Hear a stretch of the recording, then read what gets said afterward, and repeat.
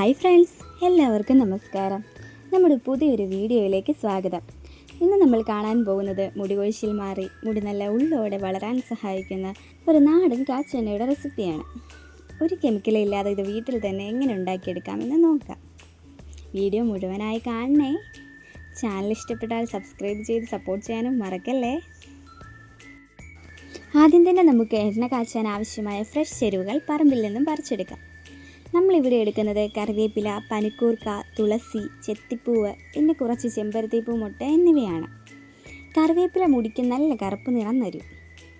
പനിക്കൂർക്കയും തുളസിയും തലയോട്ടിയിലെ താരനും ചൊറിച്ചിലും മാറ്റാനും എണ്ണ തേക്കുമ്പോഴുള്ള തണുപ്പടിക്കാതിരിക്കാനും വളരെ നല്ലതാണ്. ചെമ്പരത്തിപ്പൂ മുട്ടും ചെത്തിപ്പൂവും മുടിക്ക് നല്ല തിളക്കവും നൽകുന്നുണ്ട്.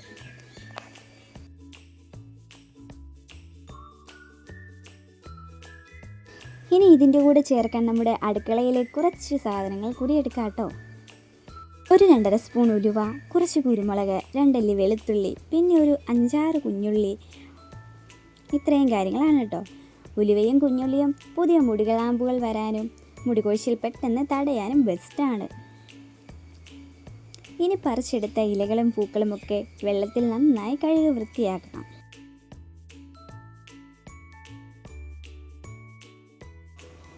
എണ്ണ കുറേ നാൾ കേടാകാതിരിക്കാൻ ഇതിൽ വെള്ളമയം ഒട്ടും ഉണ്ടാകാൻ പാടില്ല കേട്ടോ. അതുകൊണ്ട് കഴുകിയെടുത്ത ഇലകളും നമ്മൾ എടുത്തു വെച്ച ഉലുവ, കുരുമുളക്, വെളുത്തുള്ളി ഒക്കെ ഒരു തട്ടിലാക്കിയിട്ട് ഉച്ചയ്ക്ക് ശേഷം കുറച്ച് സമയം വെയിലത്ത് വെച്ച് ഉണക്കിയെടുക്കാം. ഇപ്പോൾ വെള്ളമൊക്കെ മാറി ഇലകൾ നന്നായി ഉണങ്ങി വന്നിട്ടുണ്ട്. ഇനി ഇതെല്ലാം കൂടി ഒരു മിക്സിയുടെ ജാറിലേക്ക് മാറ്റാം. അരയ്ക്കുമ്പോൾ ഒട്ടും വെള്ളം ചേർക്കരുത് കേട്ടോ എന്ന കാര്യം പ്രത്യേകം മറക്കരുതേ. ഒന്നുകിൽ ചെറിയ രീതിയിൽ ഒന്ന് ചതച്ചോ അല്ലെങ്കിൽ നന്നായി അരച്ചോ എടുക്കാം. ഇതിപ്പോൾ അടുക്കളയിൽ വെച്ച് ചെയ്യുന്നതുകൊണ്ട് കുറച്ച് വെട്ടമൊക്കെ കുറവാട്ടോ. പിന്നെ ഇത് ചെയ്തുകൊണ്ടിരിക്കുന്നതിനിടയ്ക്കൊരു വേറൊരു പേടിയുണ്ട്.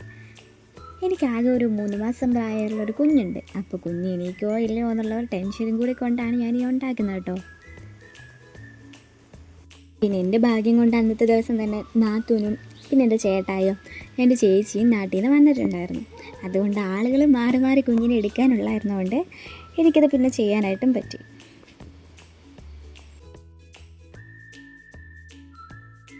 അടുത്തതായി എണ്ണ കാച്ചാനുള്ള ഒരു ചട്ടി അടുപ്പത്ത് വെച്ച് നന്നായി ചൂടാക്കി അതിലെ വെള്ളമയം വറ്റിച്ചെടുക്കാം കേട്ടോ. ഇനി ഇതിലേക്ക് 1 ലിറ്റർ ശുദ്ധമായ ചക്കിലാട്ടിയ വെളിച്ചെണ്ണ ഒഴിച്ചു കൊടുക്കാം.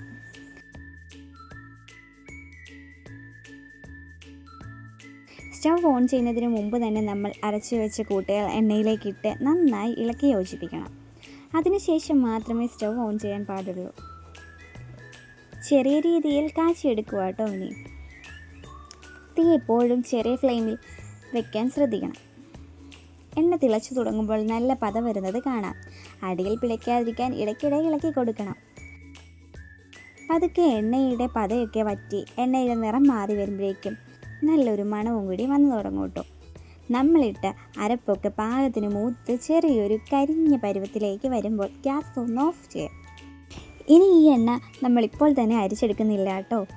ഈ അരിപ്പിൻ്റെ ഗുണങ്ങളും ചാറുമൊക്കെ എണ്ണയിലേക്ക് നന്നായി ഇറങ്ങാൻ വേണ്ടി കാച്ചിയ ചട്ടിയിൽ തന്നെ പിറ്റേന്ന് അതേ സമയം വരെ മാറ്റിവെക്കാം. പിറ്റേന്ന് ഒരു ദിവസം കഴിയുമ്പോൾ ഈ എണ്ണ ഒരു അരിപ്പയോ കോട്ടൺ തുണിയോ ഉപയോഗിച്ച് അരിച്ചെടുക്കാം. ഈർപ്പമില്ലാതെ ഒരു ചില്ല് കുപ്പിയിലോ അടച്ച് സൂക്ഷിച്ചാൽ ഇത് കേടാവാതെ കുറേ നാൾ ഉപയോഗിക്കാം. പക്ഷേ എൻ്റെ ഇവിടെ എല്ലാവരും ഉപയോഗിക്കുന്നതുകൊണ്ട് പെട്ടെന്ന് തീരെന്നറിയാവുന്നതുകൊണ്ട് പിന്നെ എനിക്ക് ചില്ല് കുപ്പിയും കൂടി കിട്ടാഞ്ഞതുകൊണ്ടാണ് ഞാനൊരു കുപ്പിയിലേക്ക് തന്നെ സാധാ വെളിച്ചെണ്ണ മേടിച്ചിരുന്ന ആ ഒരു കുപ്പിയിലേക്ക് തന്നെയാണ് ഒഴിച്ചു വെക്കുന്നത്. പിന്നെ ഇത് ഉപയോഗിക്കുന്ന രീതി ആഴ്ചയിൽ 1, 2 ഇല്ല 3 ഒക്കെ ഉപയോഗിക്കാം. പിന്നെ അല്ലാതെ ഡെയിലി ഉപയോഗിക്കണം എന്നുള്ളവർക്ക് കുളിക്കുന്നതിന് ഒരു 20 മിനിറ്റൊക്കെ മുമ്പ് തേച്ച് പിടിപ്പിച്ചിട്ടൊക്കെ കുളിക്കാം കേട്ടോ. എല്ലാവരും ഈ എണ്ണ ഇങ്ങനെ ഒന്ന് ഉണ്ടാക്കി ട്രൈ ചെയ്ത് നോക്കൂ കേട്ടോ. മുടിക്ക് എന്തായാലും എൻ്റെ മുടിയിൽ യൂസ് ചെയ്തിട്ട് എനിക്ക് കുഴപ്പമില്ലാതായിട്ടാണ് തോന്നിയത്. മുടി വളരുന്നുണ്ട്, മുടിയുടെ പൊഴിച്ചിലൊക്കെ ആയിട്ട് മാറുന്നുണ്ട്. എനിക്ക് ഡെലിവറി കഴിഞ്ഞിരുന്നതുകൊണ്ട് മുടിക്ക് നല്ല പൊഴിച്ചിലുണ്ടായിരുന്നു. അപ്പോൾ അങ്ങനെ കാച്ചെണ്ണ പിന്നെയും ഉപയോഗിച്ച് തുടങ്ങിയതാട്ടോ.